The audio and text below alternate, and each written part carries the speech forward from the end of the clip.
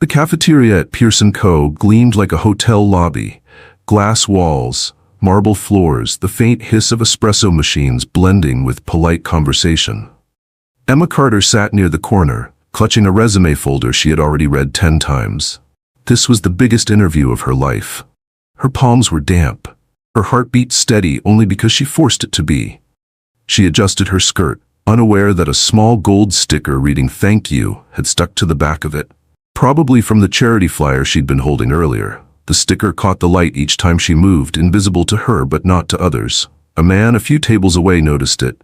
Mid-30s, composed, tailored charcoal suit. He hesitated before standing. The sort of person used to solving problems quickly, quietly. He walked toward her. "Excuse me," he said, his voice low, courteous.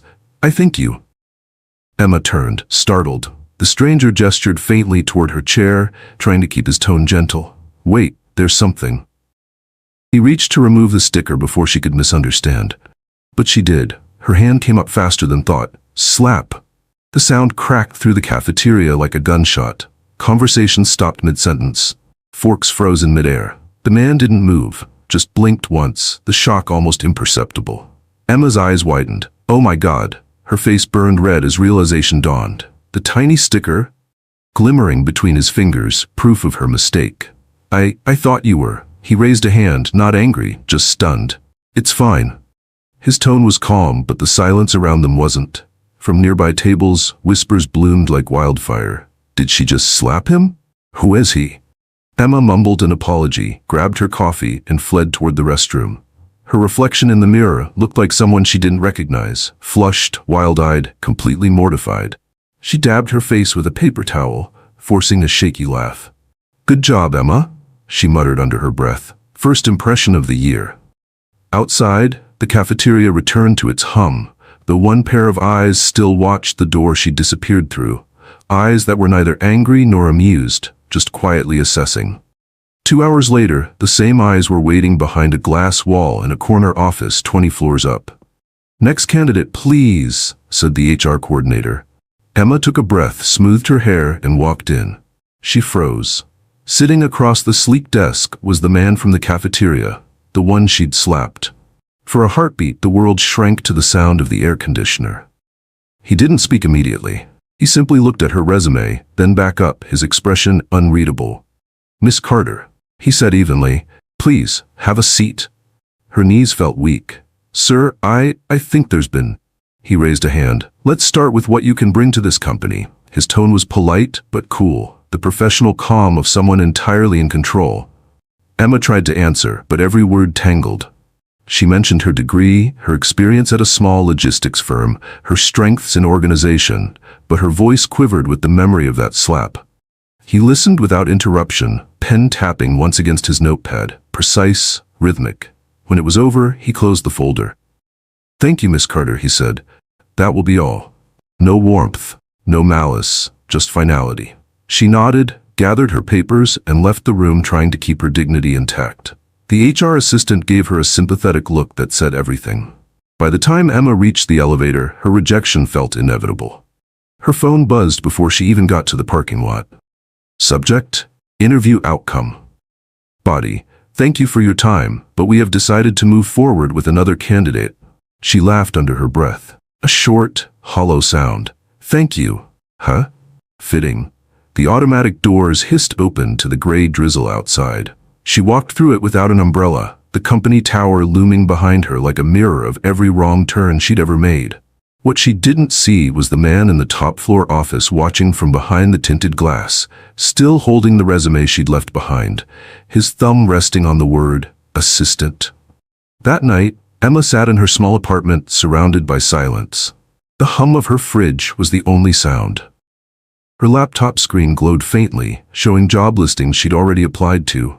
One hand hovered over the trackpad. She closed it instead, resting her forehead against her arm. Then her phone buzzed again. Unknown number. She hesitated, then answered. "Miss Carter?" The voice was female, professional. "This is the HR department at Pearson Co. Mr. Ward would like to offer you a temporary position in our records division, just until the next administrative cycle." Emma blinked. "Mr. Ward?" "Yes. Ethan Ward, our CEO." For a moment she couldn't breathe. The man she had slapped. I see. It's part-time, the woman continued, but it could open other opportunities if things go well. Would you be interested? Emma's laugh was small but real this time, part disbelief, part curiosity. Sure, she said quietly. Why not? When the call ended, she looked at her reflection in the dark window. Tired, nervous, but with something new flickering beneath the surface. Resolve. Let's not screw this up twice, she whispered. Outside, the city lights blurred against the rain-streaked glass, like thousands of tiny gold stickers saying thank you back at her. The elevator chimed softly, announcing her arrival. 3 days after that humiliating interview, Emma Carter stepped back into the Pearson Co. building, not as an assistant, not even as a candidate, but as a temporary clerk in the company's records division. The lobby looked different now, colder. Maybe it was her, not the place. The marble floors that had once gleamed with opportunity now just reflected her hesitation. She took a breath and tightened her grip on her canvas tote bag, her resume folder still inside, a silent reminder of what she hadn't become.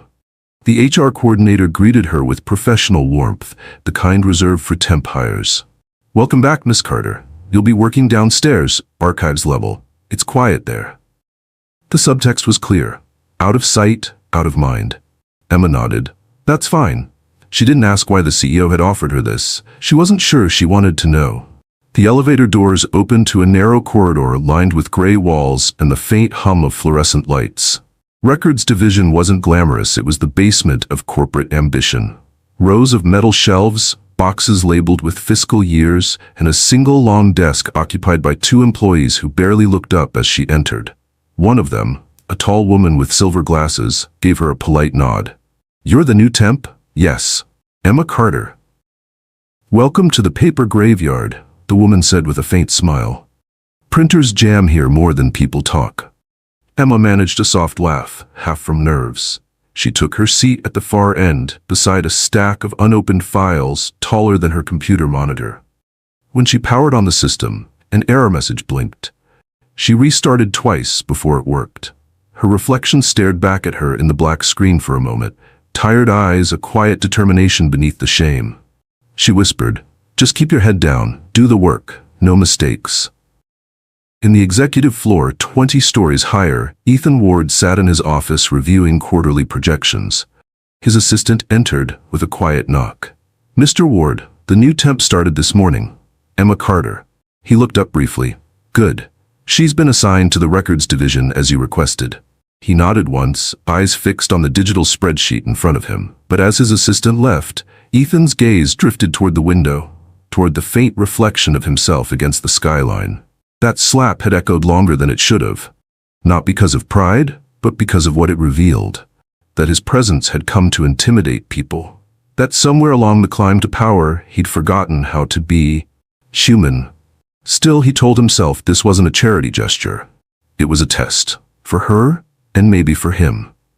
By late afternoon, Emma's shoulders ached from sorting files older than her college diploma. Each folder smelled faintly of paper dust and stale toner. She alphabetized, labeled, logged, mechanical motions with no room for thought. When the overhead lights flickered, she glanced at her watch. 6:42 p.m. Everyone else had gone home. She reached for another box and almost tripped when a binder slid off the top shelf. It hit the floor with a thud that echoed across the quiet room. She bent to pick it up, only to find someone already crouching beside her. A hand reached for the same binder. She froze. Ethan Ward. Up close, he looked impossibly calm. Sleeves rolled up, tie slightly loosened, the quiet authority of someone who didn't need to raise his voice. He picked up the binder and handed it to her. You're still here. I had work to finish, she said, steady but cautious. He nodded once, studying her expression. Most people clock out at 6. I'm not most people. That earned a faint, almost imperceptible smirk. So I've noticed. He turned toward the shelves, scanning the room. How's the system down here treating you? She hesitated. It's old, but it works. A pause. Like most good things, he said quietly. It was the kind of line that could have sounded arrogant from another man, but his tone made it contemplative. Emma found herself searching his face for mockery and found none. I should let you finish, he said finally. Don't stay too late.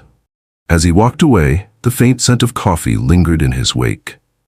When the elevator doors closed behind him, Emma exhaled, realizing she'd been holding her breath the entire time.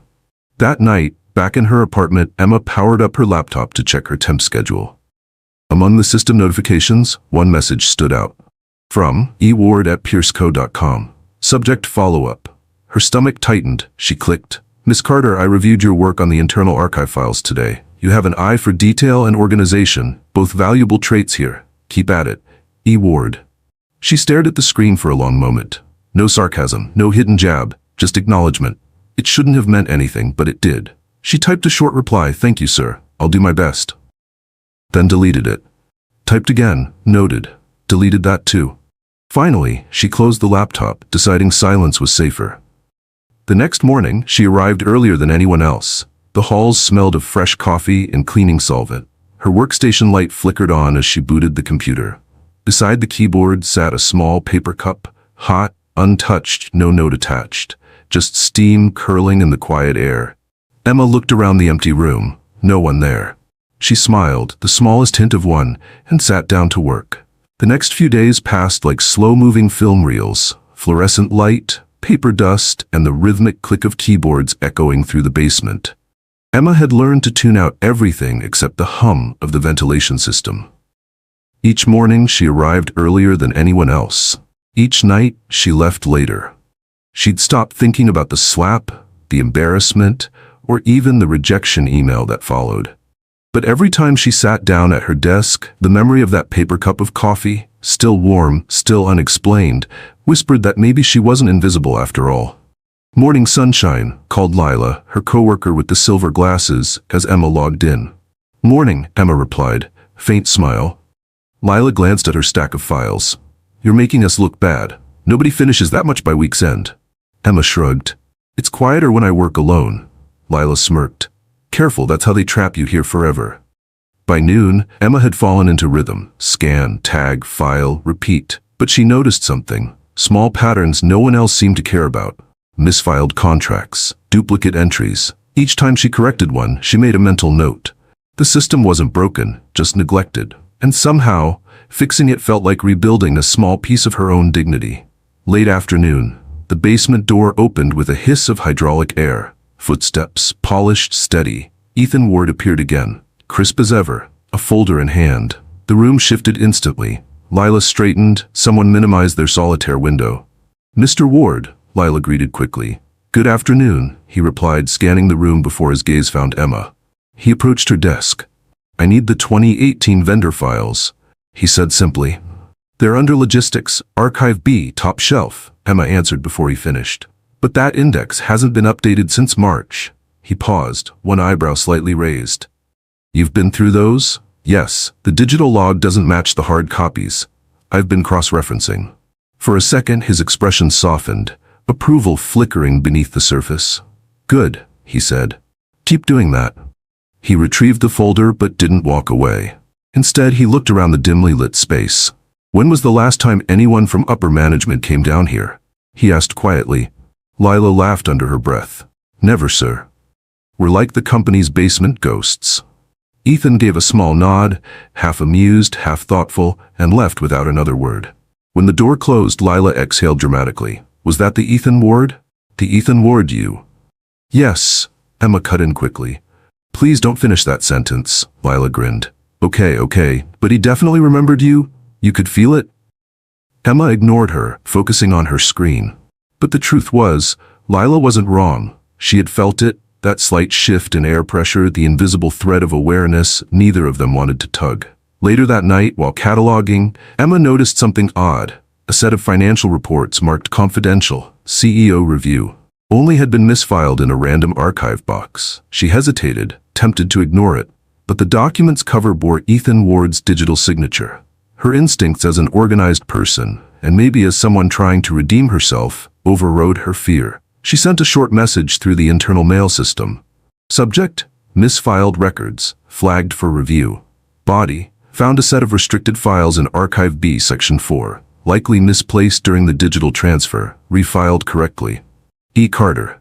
She didn't expect a reply, but 2 minutes later her inbox pinged. From eward@pierceco.com message, a good eye catches what others miss. Thank you.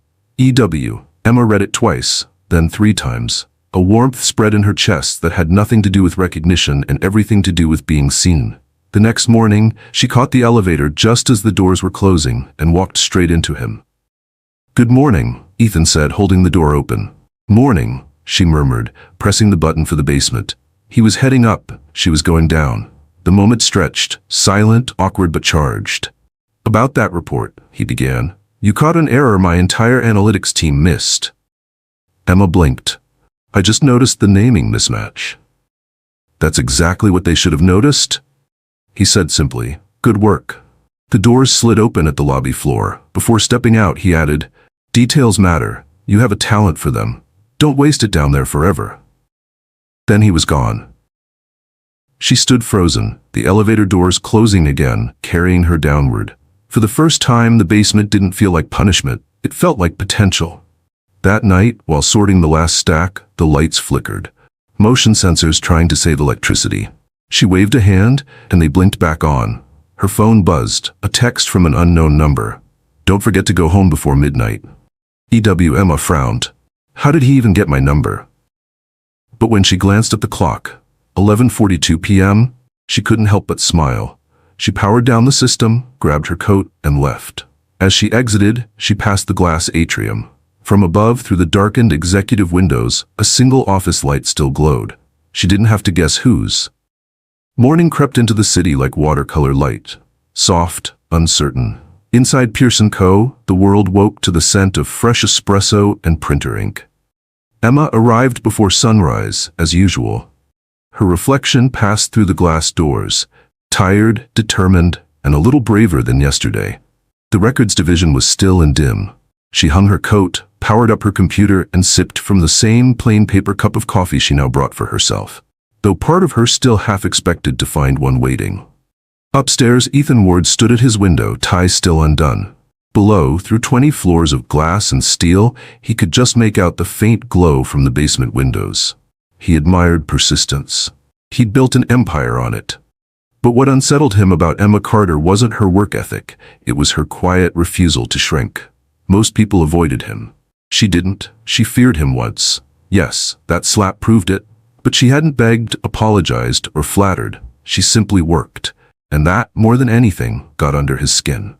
At 8:02 a.m., the elevator doors opened behind her. Emma looked up from the scanner. Ethan stood there, holding a folder and 2 coffees. He didn't say good morning. He just placed one on her desk. "You're early again," he said, calm, almost conversational. "So are you," she replied. He gave a small, wry smile. "Occupational hazard." Then, noticing the mountain of files beside her, he added, "Do they always dump this much on one person?" She shrugged.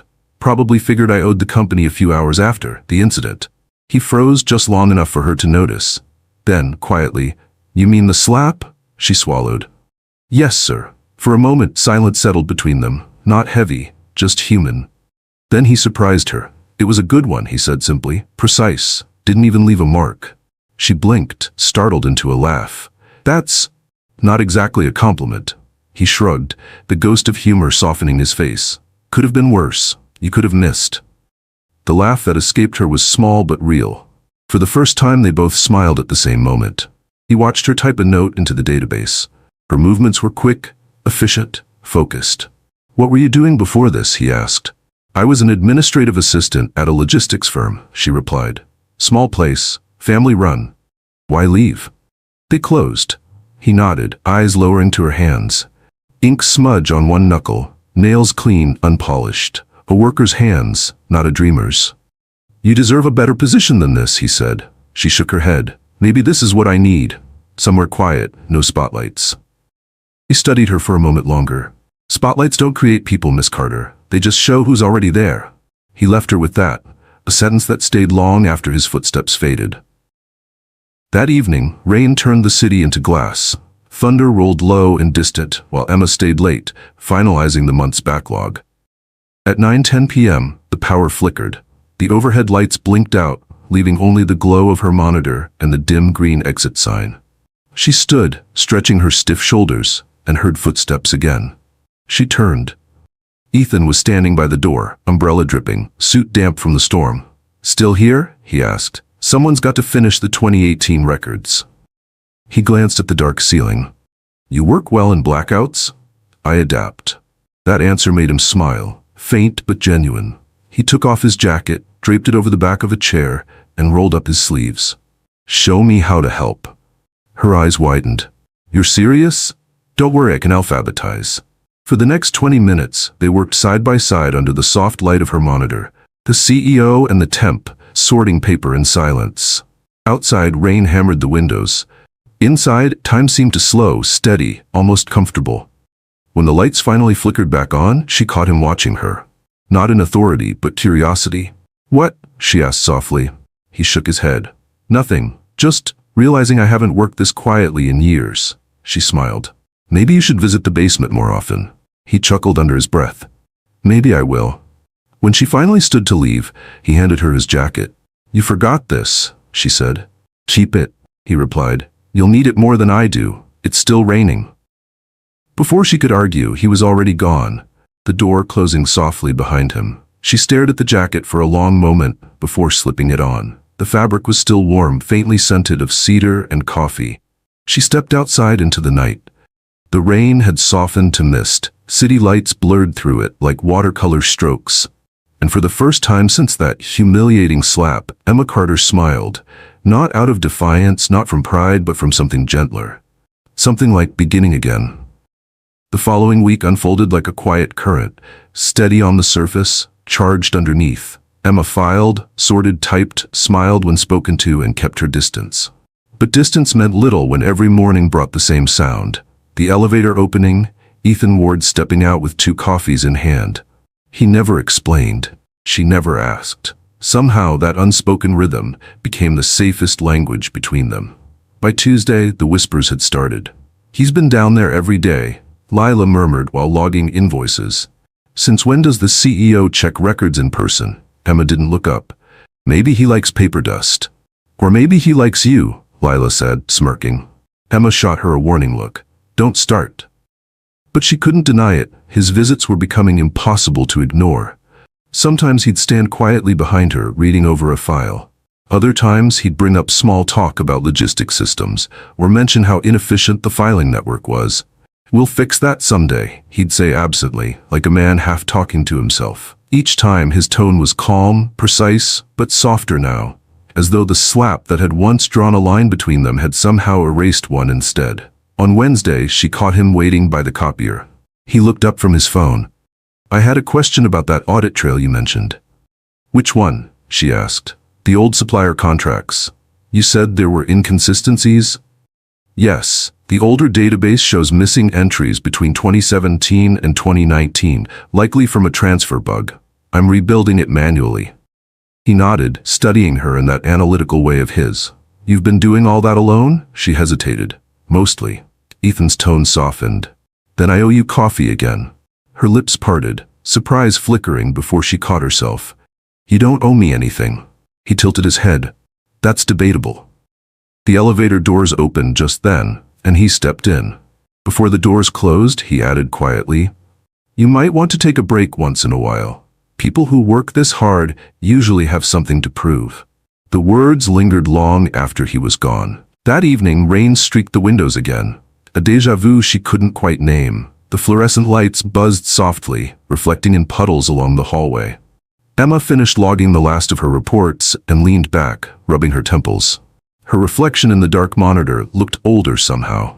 Not from time, but from carrying too much silence. When the elevator chimed behind her, she didn't turn. "I'm done for the day," she said, assuming it was Leela. A quiet voice replied, "Then why are you still here?" She froze, recognizing him instantly. Ethan leaned against the doorway, no tie, sleeves rolled, a familiar calm shadowing his face. "I was just finishing this section," she said quickly. He walked closer. "You've said that every night this week." "I like finishing what I start." He nodded, stopping beside her desk. "I know the type." Then softer, "It's what built this company." For a moment, the storm outside became a mirror. 2 people reflected in the glass, both haunted by ambition that had cost them something personal. "Do you ever stop working?" she asked quietly. His smile was brief. I tried once. It didn't go well. Why not? I realized I didn't know who I was without it. That honesty caught her off guard. He wasn't a man given to confession.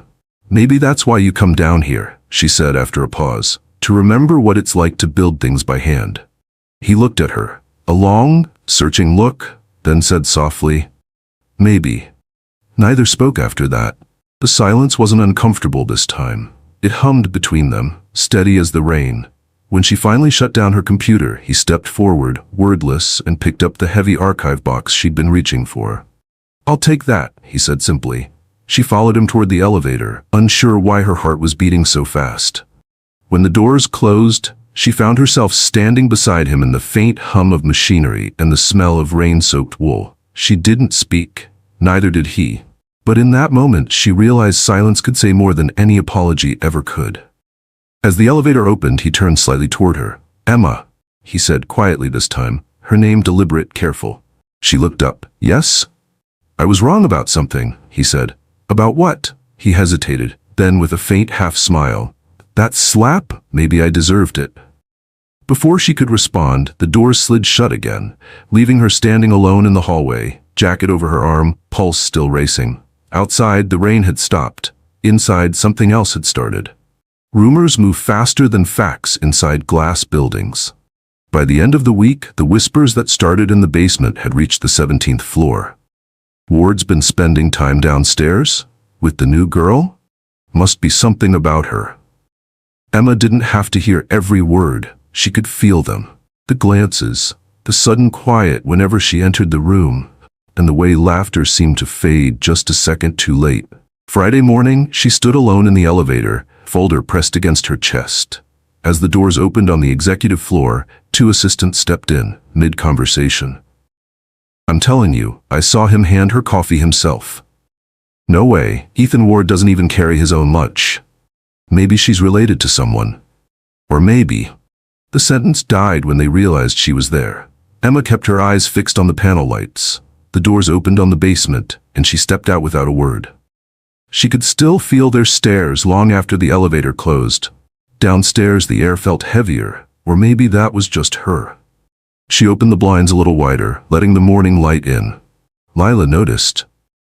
Trying to let God see what kind of punishment they've given you? Something like that, Emma said quietly, powering on the computer. But even Lila's jokes couldn't mask the unease.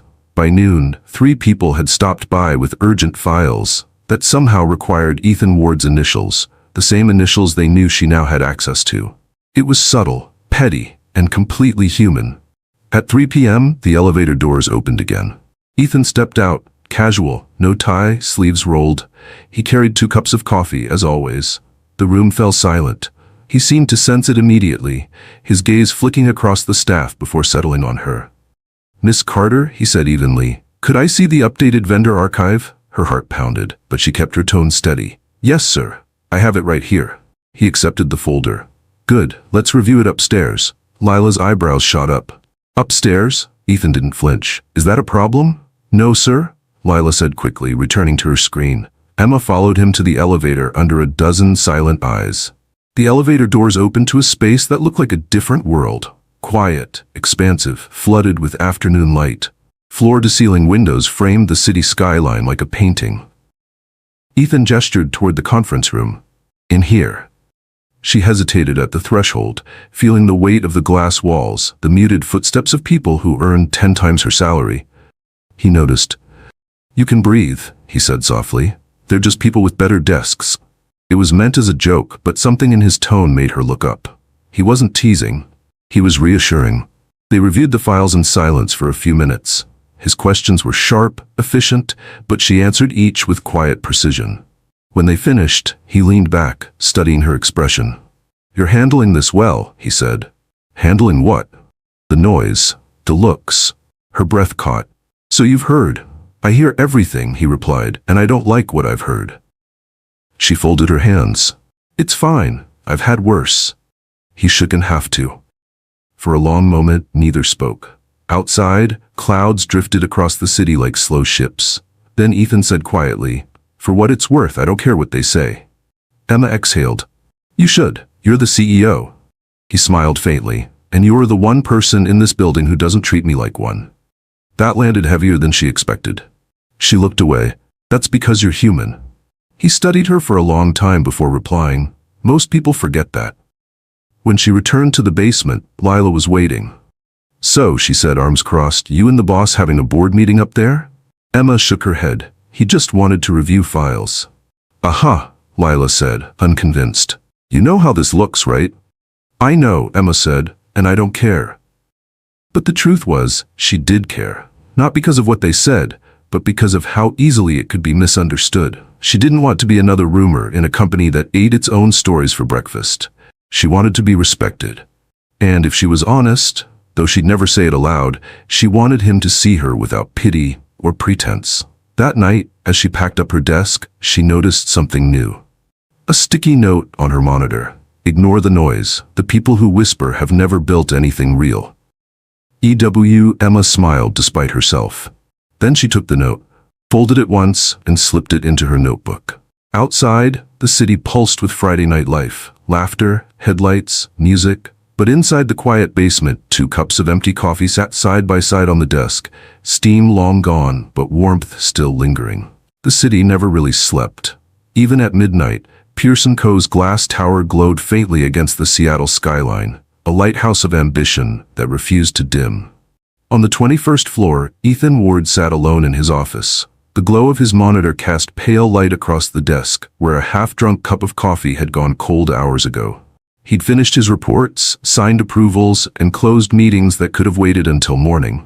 Still, he stayed. Not because of the work, but because somewhere below, in the records basement, a light was still on. Downstairs, Emma hadn't noticed the time. Her world had narrowed to one thing: the endless stream of scanned documents that refused to align perfectly. She rubbed her eyes, adjusted the paper, tried again. The hum of the scanner had become almost hypnotic. When the clock finally struck 1, she leaned back, exhaustion settling into her bones. Her coffee was gone, her sandwich untouched. She meant to rest for just a minute, but her head found her folded arms, and the next sound she heard wasn't the scanner, it was the faint click of the elevator door. Ethan stepped into the dark hallway, his shoes echoing softly against polished concrete. The basement smelled faintly of ink, paper, and something quieter. Dedication left overnight. He followed the glow of a single desk lamp. There she was. Emma Carter, asleep at her desk, her hand still resting on the mouse, the monitor filled with half-finished work. The sight stopped him. It wasn't the fatigue that struck him, it was the stillness. In a building full of people chasing promotions, she was the only one chasing completion. He walked closer, careful not to wake her. The thin light traced the curve of her cheek, the loose strands of hair that had escaped her clip, the ink smudge near her wrist. For a man used to noise, meetings, applause, deadlines, the silence around her felt like something sacred. He looked around for something, a gesture, small, unspoken. Then he saw his own coat, folded over a nearby chair. Without thinking, he lifted it and placed it gently over her shoulders. The fabric settled like a word never spoken. She stirred slightly but didn't wake. For a moment his hand hovered above her desk, as if to fix a loose strand of hair, but he stopped. Instead he whispered, barely audible, "You don't know how rare this is." He wasn't sure what he meant, her focus, her honesty, or simply her presence. Maybe all of it. Ethan stood there longer than he should have. Long enough to realize that something inside him, something locked since his divorce, since the years of relentless self-control, had shifted. Not attraction, not yet. Something quieter, a kind of respect he hadn't felt in years. He turned off the lamp, leaving just the monitor's glow to cradle her sleeping face. Then he left, his own reflection disappearing into the dark glass of the elevator door. Emma woke to sunlight. Her neck ached, her laptop screen was black, and something heavy rested on her shoulders. When she saw the coat, she froze. It was the same one Ethan had left behind days ago, the one she'd returned to his office that morning, neatly folded. She hadn't seen it since. Now it carried the faint scent of cedar again. She looked around. No one was there, only a sticky note placed beside her keyboard. "Go home earlier next time. The company needs its people awake, not heroic. E.W." Emma held the note for a long moment, then folded it gently into her notebook, next to the other one. When she entered the main lobby later that morning, Ethan was already there, talking with a client near reception. He caught her eye, just briefly, and gave the smallest nod, as if acknowledging a secret. She returned it with the faintest smile. Neither said a word, but something between them had changed. Not loudly, not visibly, just enough that both of them felt it. And for the first time, Emma realized that not all misunderstandings begin with anger. Some begin with silence. And some, if you're patient enough, with kindness. Monday mornings at Pearson Co. were usually predictable. The sound of heels on marble, the faint scent of roasted espresso, and the constant buzz of ambition. But this Monday felt different. Not to everyone, just to two people who now shared a silence that said more than words could.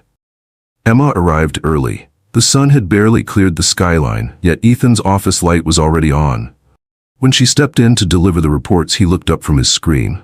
"You're here early," he said. She offered a small, polite smile. "Habit." He leaned back slightly. "You have too many of those." She hesitated at the doorway. "You left your coat," she said, almost casually. He nodded. It looked better there. For a heartbeat, neither moved.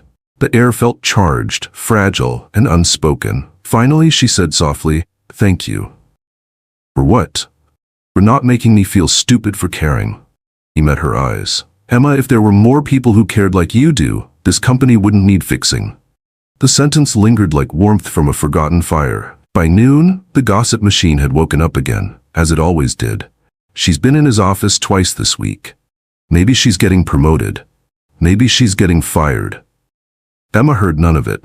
She was too focused on the new system Ethan had asked her to help test, digitizing the company's aging archives.